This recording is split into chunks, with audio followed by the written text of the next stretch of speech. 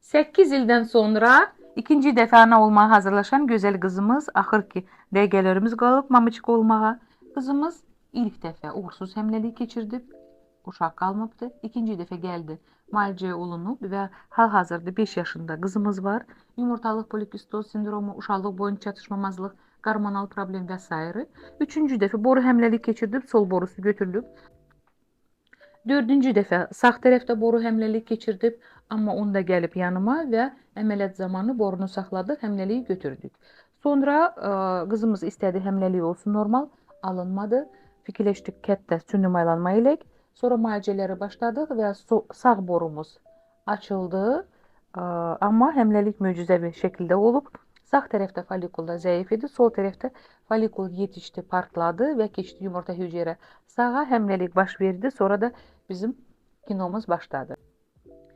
İlk trimestrdə həmləliyimiz çox çətin keçdi. Qanaxma, hematoma, düşük riskimiz, zob problemimiz, laxtalanma problemimiz və s.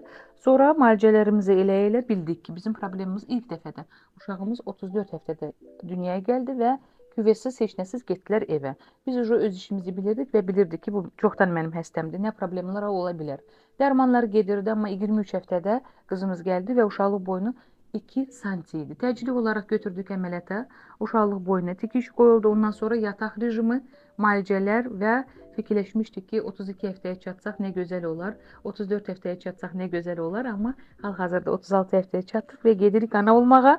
Çox sağ olun doktor. Hər şey doktorun sayəsində. İnşallah körpəmi sağ-salamat qucağıma alaram. İnşallah. Təbriklər. Getdik.